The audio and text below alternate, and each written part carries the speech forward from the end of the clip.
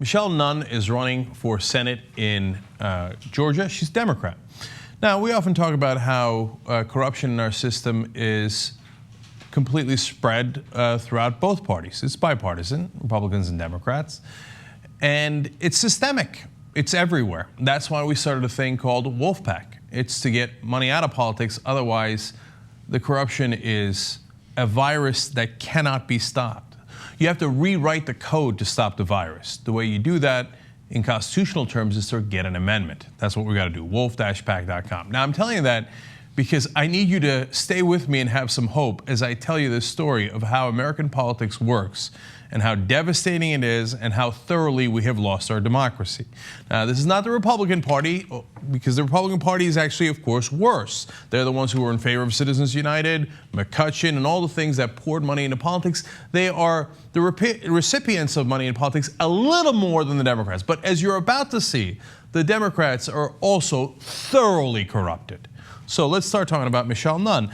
National Review had an interesting article about this because they found a memo that one of her political consultants had written to her about what she needed to do to win. Okay.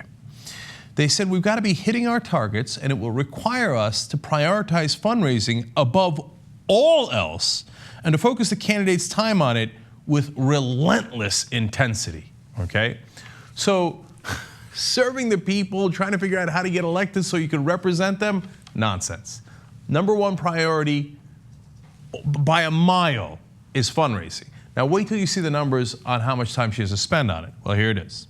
The memo estimates that there are 2,500 campaign hours in 2014 and recommends that 2,201 of them be spent raising money.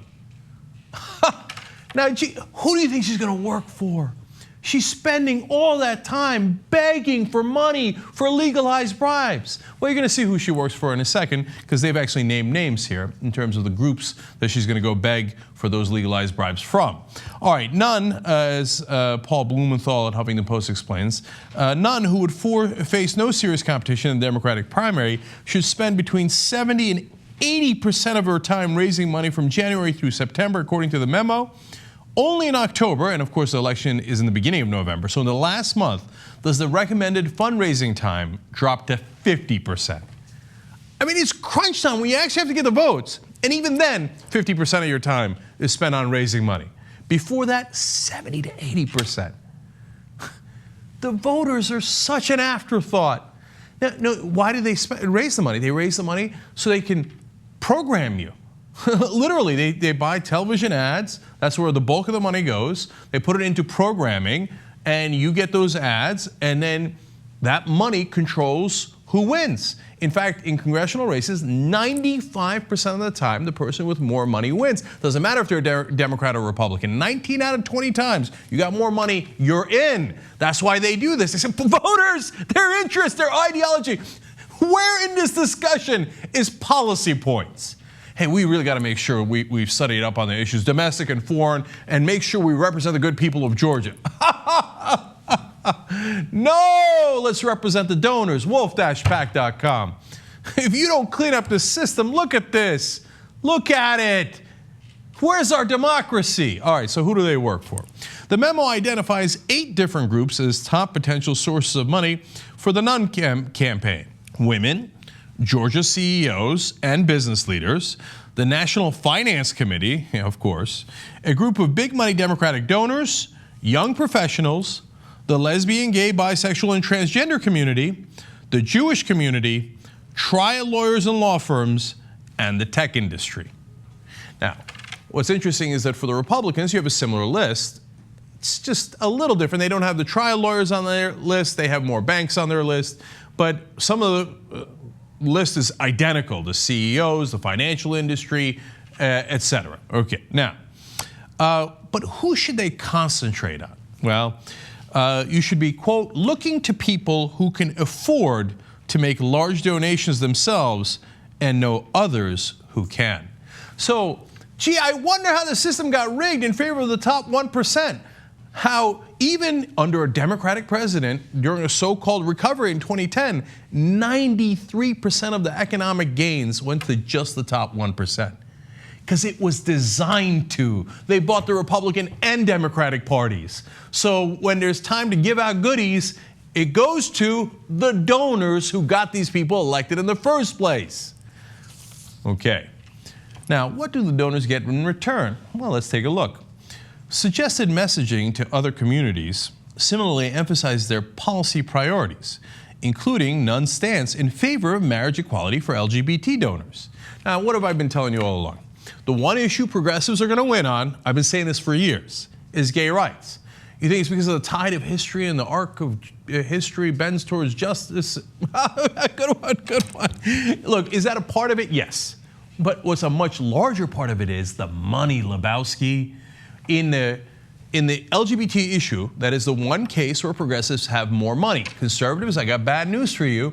Even in the state of Georgia, anywhere you like, ultimately, you're never going to win. There's another story in the news today about how Republicans all of a sudden are beginning to change their mind on LGBT issues. Yeah, when the money comes in, all of a sudden everybody changes their mind. In fact, that's why President Obama changed his stance. His stance evolved on gay marriage during the last election because he lost some financial backers from the financial industry, from the bankers. So he had to make up for it by getting rich LGBT community to chip in so he could win the election. It has nothing to do with policy. It has nothing to do with democracy. It has to do with who's giving them money. So in this case, they're like, hey, remind them what your correct position is so you can get that cash. wolf-pack.com. If you don't go to fix this, what's the point about caring about politics? What's the point in pretending to live in a democracy? We got to get up and we got to get them back because these politicians have no interest in working for us. All right, now let's go to another community. Among Jewish donors, the memo explains, Michelle's position on Israel will largely determine the level of support here.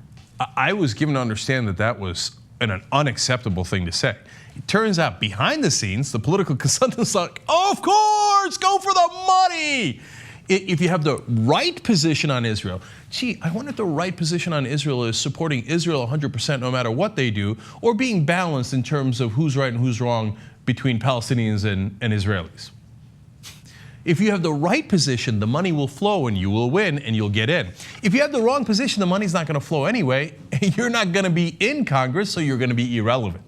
Now, that's just one small group out of the 8 that they mentioned here. Let's go to the most important one. Who are the real big dogs?